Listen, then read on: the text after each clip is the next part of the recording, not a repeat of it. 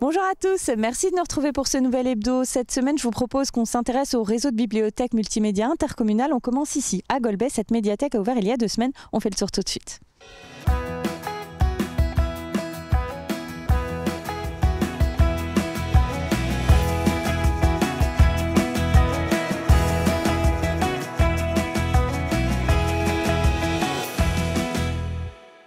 Nous sommes donc dans cette nouvelle médiathèque de Golbey. Je suis avec Michel Henrich. Bonjour. Bonjour. Alors, je rappelle que vous êtes président de la communauté d'agglomération d'Épinal. Donc ça y est, cette nouvelle médiathèque qui a ouvert là il y a à peu près 2 semaines, c'était devenu nécessaire. L'autre était trop petite pour la demande à Golbey. Oui, alors si vous voulez, lorsqu'on a créé la BMI à Épinal, on s'était posé la question avec Jean Alemany, le maire de l'époque, de savoir s'il fallait maintenir un équipement à Golbey ou pas. Jean était plutôt favorable à ce que les Golbéens aillent à la BMI à Épinal. Moi, j'étais plus tempéré. J'ai dit, on va quand même maintenir un lieu ici. Et c'est ce qu'on a fait. Donc, c'était une bibliothèque qui faisait 130 mètres carrés. On a bien fait, finalement, parce qu'on a vu la fréquentation sans cesse augmenter. Néanmoins, compte tenu de la taille de Golbey et suite notamment aux études qu'on a menées avec un cabinet spécialisé pour mettre en place le contrat territoire lecture, on s'est rendu compte que les Golbéens n'allaient pas suffisamment à la bibliothèque d'Épinal. Ils fréquentaient celle-là, mais celle de Golbey, mais elle était trop petite, il n'y avait pas assez de documents, etc. Donc on a constaté un vrai manque pour une ville de 9000 habitants. Et ainsi, le conseil communautaire a décidé de construire cette nouvelle bibliothèque. Là, on passe de 130 mètres carrés à 990. Et ça permet aussi de mener un véritable projet culturel et d'activité. Parce que vraiment, les bibliothèques sont quand même les premiers équipements culturels de proximité. Oui. Et donc, ça s'est avéré indispensable. Et d'ailleurs, on l'observe depuis l'ouverture. On a la confirmation que c'est ce qu'il fallait faire, puisque les chiffres sont encourageants. Oui, ouais. Très encourageants, puisque maintenant, on a un peu plus de 2 semaines. On a eu 1300 visiteurs qui sont venus et plus de 3800. Plus de 3800 documents empruntés. Alors ici, au total, il y en a 13 000. Donc, vous voyez, c'est quand même quelque chose d'extrêmement Il y a de quoi offrir, voilà, c'est ça. Voilà. Alors, il y a eu un peu plus d'1 an et demi de travaux et une enveloppe budgétaire assez conséquente, hein. Oui, enfin une enveloppe budgétaire assez conséquente, mais extrêmement bien subventionnée, puisqu'on a une subvention de plus de 80%. Donc merci notamment à la DRAC. Il y a eu un gros travail au département qui ont contribué. Donc c'est un équipement qui coûte, alors tout dépend si l'on compte les livres, etc. Mais c'est à peu près 3,5 millions et on est à 80% de subvention, ce qui est quand même très appréciable.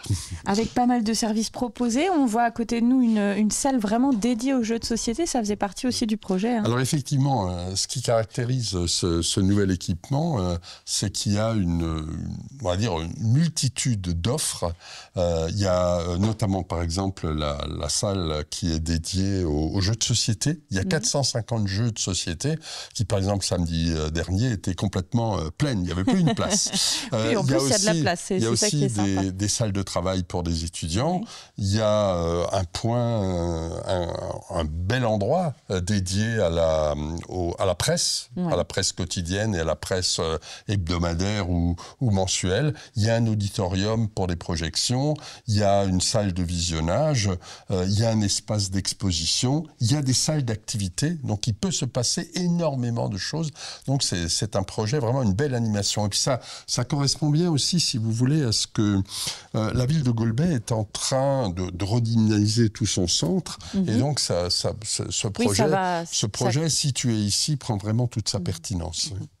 Et donc, c'est un bâtiment, on le voit, extrêmement moderne, aux dernières normes environnementales, j'imagine aussi. Alors bien sûr, ça maintenant c'est une marque de fabrique de la communauté d'agglomération.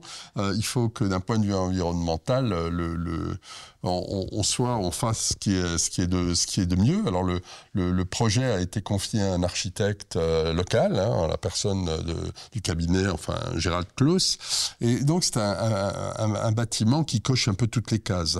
Déjà en termes de matériaux, on n'utilise que des matériaux biosourcés, vous le voyez, et puis vous avez aussi beaucoup de bois. Oui. Vous voyez, là vous avez un plancher de chêne, vous avez des poutres, vous avez du bois partout. C'est aussi un espace qui ne consomme pas d'énergie carbonée, c'est-à-dire qu'il fonctionne avec une pompe à chaleur air-eau, l'aérothermie, et puis du photovoltaïque. Alors c'est un bâtiment qui produit à certains moments un peu plus d'électricité qu'il n'en consomme, il est entièrement autonome. Et quand il est en excédent, par exemple, les excédents peuvent être orientés vers notamment la piscine Germain-Creuse, qui est aussi un équipement communautaire et qui est tout près, ici. Donc et tout a été pensé pour fonctionner. Et puis, on est allé jusqu'au bout parce que il y a aussi ce qu'on appelle une bibliothèque verte, c'est-à-dire il y a une série de documents concernant le développement durable qui sont très présents ici dans cette bibliothèque. Et puis, vous avez pu voir en rentrant, vous avez les VLS, les vélos en libre service, donc pour favoriser les mobilités douces. Donc, d'un point de vue environnemental, on a voulu vraiment cocher toutes les cases et ce qu'on fait maintenant pour toutes nos nouvelles infrastructures. Très bien, merci Michel Henrich d'avoir répondu à nos questions. Pour la deuxième fois, le réseau BMI accueille la résidence de Novélisation. Si vous ne savez pas ce que c'est, donc c'est porté par la région Grand Est, je vous propose de regarder l'édition de l'année dernière. Merci.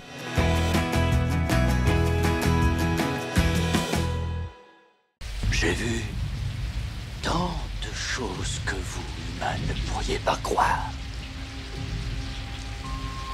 De grands navires en feu surgissant de l'épaule d'Orion.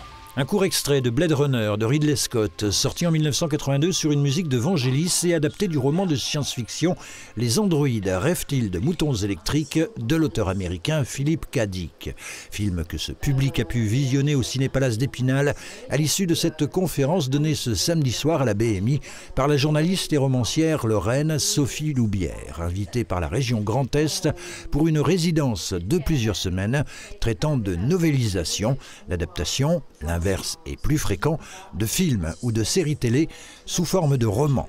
Le cinéma, une véritable usine à rêves pour l'autrice. Je pense que je tenais à peine debout, que c'est déjà ces images-là, soit à la télévision, soit au cinéma, qui ont marqué ma mémoire.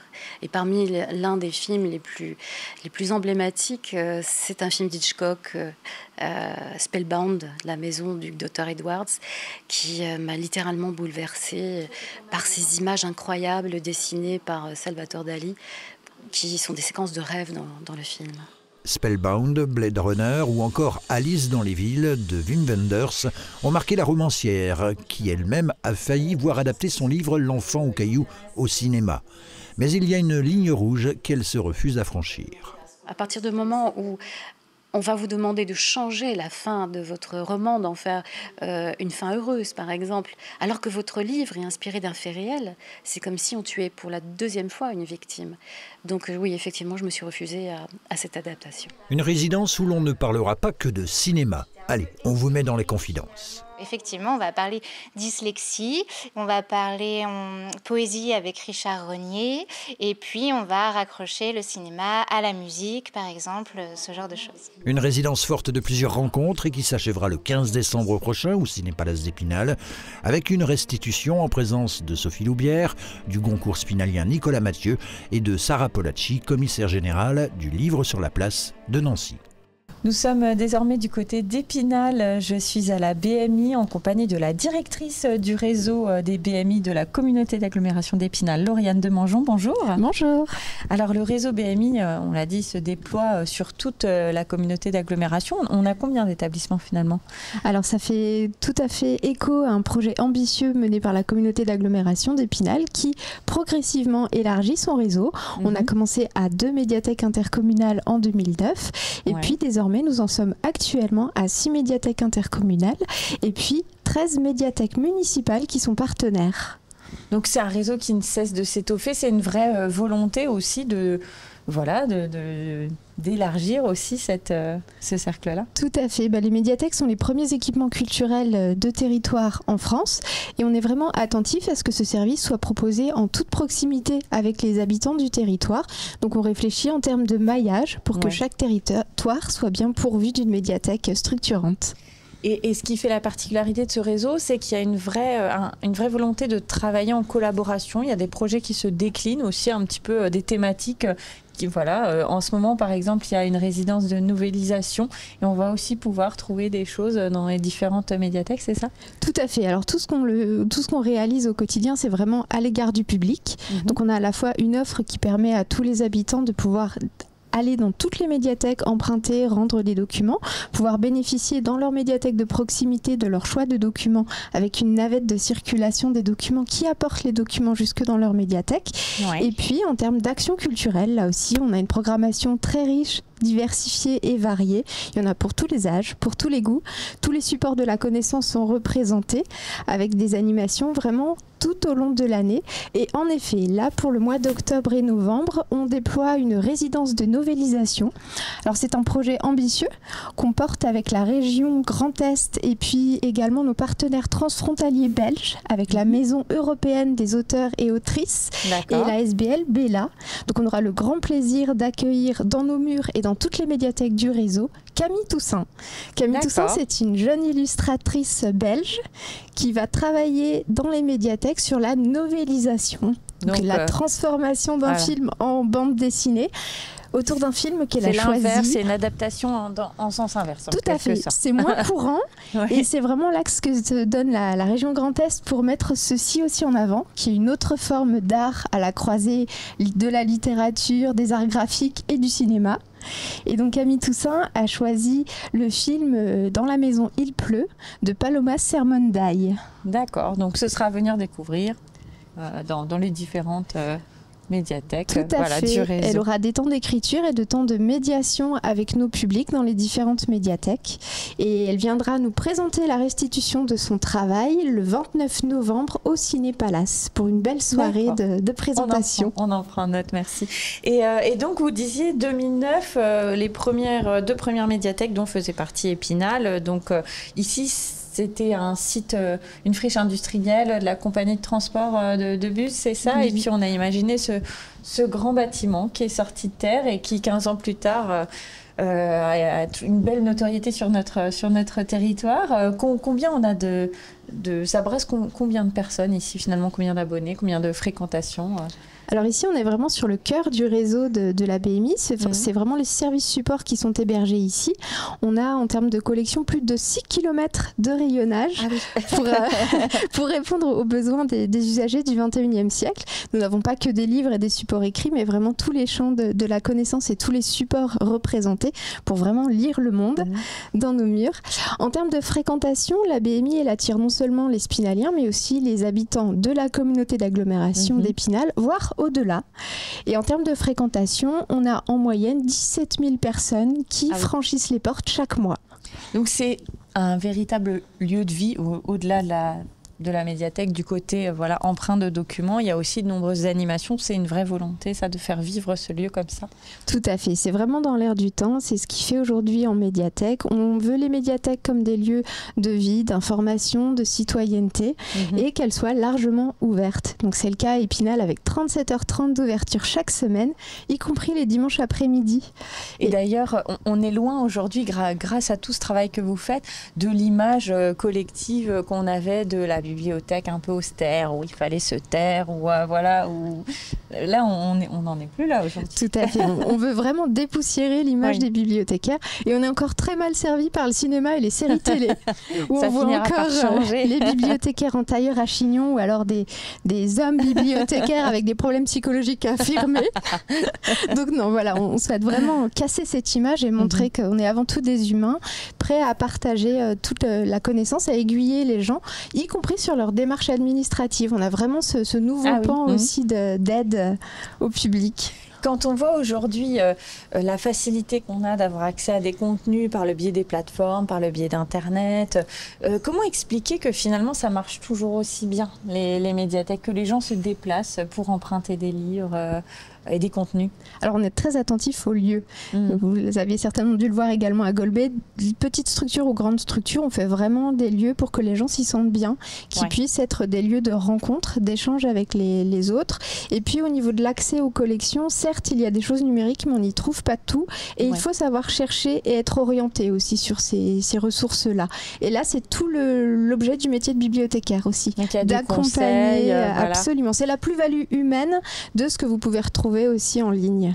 Il y a aussi un travail de communication pour faire rayonner, pour aussi dynamiser un petit peu l'image qu'on a de la médiathèque. C'est ce que font les personnes qui travaillent ici. Elles ont commencé à le faire en 2020 avec des petites vidéos TikTok qui marchent très très bien. On avait fait un reportage à l'époque, on va le regarder tout de suite. Merci Lauriane de Mangeon d'avoir répondu à nos questions. Merci à vous.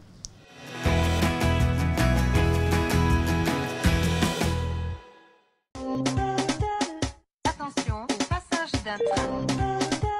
Le phénomène a pris de l'ampleur pendant les différents confinements. Le réseau social TikTok s'est rapidement installé dans les foyers pour passer le temps, mais il a su aussi trouver sa place dans les entreprises, devenu ainsi un outil efficace de communication et de promotion.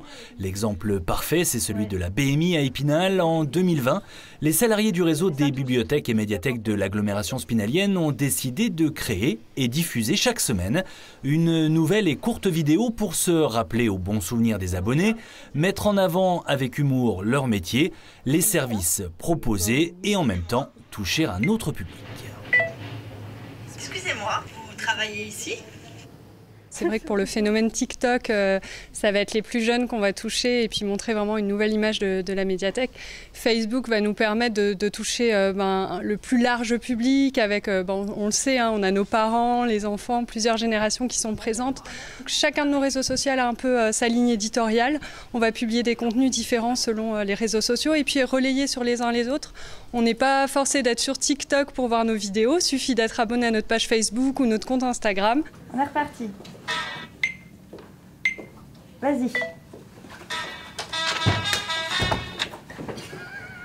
C'est pas mal. L'idée, en fait, c'est de donner une image plus moderne du métier, d'un peu dérider le métier, de montrer qu'on est des personnes super sympathiques, qu'être en bibliothèque, c'est convivial, c'est sympa, c'est pas un lieu austère, il faut pas faire de bruit, on sait s'amuser. Et voilà, c'est ce qu'on veut montrer, une image moderne des bibliothèques et des bibliothécaires, du coup.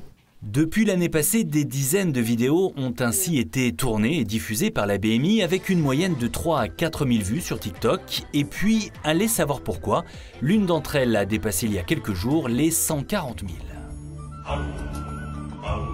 Trahison, disgrâce, l'esprit du mal est marqué sur sa face. On est super content, on est toujours en train de rafraîchir l'application pour voir et on se dit mais c'est pas possible, qu'est-ce qu'on a fait, comment c'est possible que ça fonctionne aussi bien, et c'est super gratifiant en fait parce que du coup on en fait régulièrement depuis un an et quand ça fonctionne bien, c'est super. Tous les jeudis, la BMI diffuse une nouvelle vidéo sur ses réseaux. Elle est même régulièrement contactée par d'autres bibliothèques et médiathèques de France en quête de conseils. C'est l'effet magique du numérique, mais le mieux est encore de se rendre sur place. Parce que si ces bibliothécaires dansent beaucoup moins dans la vraie vie, ils sauront vous faire découvrir un univers où se côtoient la littérature, le cinéma, la musique et les jeux vidéo. Nous nous retrouvons du côté de la médiathèque de Vincé. Je suis avec Thierry Gaillot, bonjour. Bonjour Anaïs. Alors vous êtes maire de la commune. Cette médiathèque, c'est un projet qui est né en 2018, qui a enfin abouti et qui a ouvert là mercredi. Et ça a plutôt bien commencé, il me semble. Ça a bien commencé puisqu'il y a eu dès mercredi 75 inscriptions. Aujourd'hui, on n'a ouvert qu'à 14h et ça enchaîne. Il y a la sortie des écoles, on se rend compte, donc les gens viennent s'inscrire, les parents avec les enfants. Et demain, c'est ouvert toute la journée. Je pense qu'on va avoir aussi pas mal de monde. J'espère, en tout cas. C'est la preuve que ce type d'équipement manquait peut-être aussi sur le secteur. Hein. Ah bah, tout à fait, oui. Comme je l'ai dit mardi lors de l'inauguration, nous étions en zone blanche. Et c'est vraiment le terme. Là, on est un relais de la BMI d'Épinal. Donc, c'est top, quoi. Voilà, c'est tout. On aura les mêmes services qu'à Épinal. Alors ça, c'est pour le moment, c'est un équipement qui est municipal, mais comme vous êtes en train de m'expliquer, c'est en cours de changement. Moi, je le considère déjà communautaire, puisque au dernier conseil municipal, on a quand même voté une convention avec la Comcom de Mirecourt-Dompère pour que les gens qui habitent de l'autre côté de la colline, qui sont dans l'autre Comcom, puissent venir à la médiathèque de Vincey. D'accord. Et donc, c'était un gros chantier à hauteur de 800 000 €, c'est ça? Alors, financé comment À 65% par l'État, 15% par le département. Et je vous laisse calculer le reste par la mairie. Par la commune. Par contre, vous avez eu quelques petits désagréments. C'était censé être livré, je précise quand même, il y a 1 an et demi, en été 2023. Et ça a ouvert il y a une semaine, donc octobre 2024. Ouais. Donc, qu'est-ce qui s'est passé alors Il y a l'après-Covid, les entreprises n'avaient plus d'employés, il manquait de matériaux, de matériel, et voilà, et puis tout s'est enchaîné. On a eu toutes les galères du monde, mais aujourd'hui c'est ouvert et tant mieux. J'imagine que il faut rien lâcher. Ah bah oui, vous avez bien raison. Ouais. Alors, ce bâtiment, en tout cas cette partie-là, c'était quelque chose qui avait une toute autre vocation avant. Alors, la première partie, là, c'était la poste, auparavant. Et sur la gauche, on a encore l'appartement du receveur. Ouais. Et à droite, la mairie. C'était le complexe, comment on avait appelé ça, le centre administratif. On avait appelé ça en 80 quand ça a été construit. Et toute cette partie-là, ce qui a été rallongé, c'est la partie bois. D'ailleurs, c'était en photo mardi lors de l'inauguration. On voyait bien les montants en bois. Bah, vous le voyez aussi là. Hein. Tout est bois. Toute cette partie-là. Et c'est chaud. Non, mais c'est vrai, c'est chaud. Voilà, c'est du bois. Voilà, c'est moderne aussi. J'imagine que c'est aux dernières normes environnementales ah bah oui, aussi. Tout à fait, oui. Donc c'est une extension en fait au bâtiment existant. C'est ça. Qui lui était vide depuis un moment en fait. Ça n'était plus une poste depuis quelques années. Oh oui. Je sais plus, mais je dirais autour de 2015. Oui, donc voilà, il était temps de lui donner une seconde jeunesse. Alors, on trouve ici tout ce qu'on peut trouver dans une médiathèque, tous les services finalement se déclinent ici. Hein. C'est écrit dessus. Donc, qu'est-ce qu'on va pouvoir trouver par exemple? La ludothèque, hein, les jeux pour les enfants, on a l'immédiat un peu plus loin, là je vois l'espace adulte avec les romans. L'espace bande dessinée, il y a les mangas un peu plus loin aussi. Oui, il y a tout. Il y a la presse du jour. Donc on peut trouver tout ce qu'on veut. Oui. Avec la création de 2 emplois, c'est ça? C'est ça, ici 2 emplois. Ouais. Donc de bibliothécaires, ludothécaires aussi, comme vous aimez les appeler. Ça, Et très prochainement, il y aura aussi de nombreuses animations qui vont être proposées, comme dans tout le réseau de la BMI. C'est déjà programmé avec Estelle, la responsable. Ok, très bien. Bon, on n'a plus qu'à venir faire un tour pour le découvrir de nos propres yeux. Enfin, moi, je l'ai vu, mais nos téléspectateurs, en tout cas. Ah oui, tout à fait. Venez nombreux, venez vous inscrire, on vous attend. Ça marche. Merci Thierry Gaillot d'avoir répondu à nos questions. On regarde les infos de la semaine.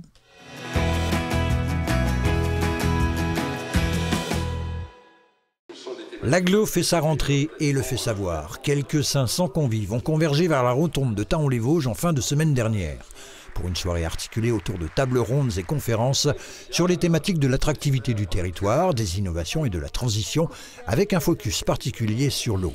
Beaucoup d'élus dans la salle qui se sont retrouvés lundi soir au centre des congrès d'Épinal, où le conseil communautaire de rentrée a notamment permis d'adopter une stratégie numérique responsable. 4% des gaz à effet de serre sont émis par le numérique à ce jour, sans doute le double d'ici 5 ans. Autre point discuté et voté, le nouveau règlement de la CAE concernant l'aide à la pierre, avec la création d'un bonus afin d'encourager les projets exemplaires des communes en matière de conception durable pour résorber la vacance et le bâti dégradé. Le stade Armand Lederlin de Thaon-les-Vosges fait peau neuve. Les 500 licenciés de l'ES Thaon Football joueront désormais sur une nouvelle pelouse synthétique 100% sable, et ce, en raison de l'interdiction d'utiliser des produits microplastiques dans les complexes de gazon synthétique d'ici 2031. À cela s'ajoute le remplacement des sièges en tribune ainsi que la mise en place d'un éclairage LED.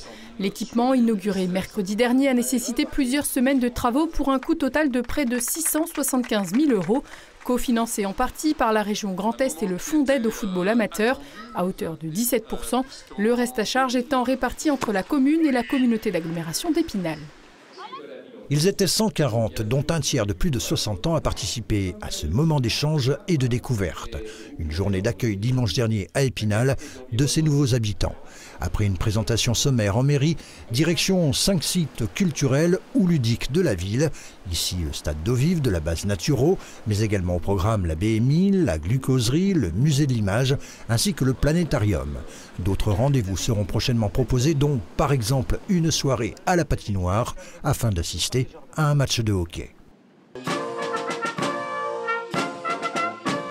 Ne pas les oublier. Le week-end dernier avaient lieu les cérémonies commémoratives du 80e anniversaire de la libération de Girmont, commune de Thaon-les-Vosges. C'était le 20 septembre 1944.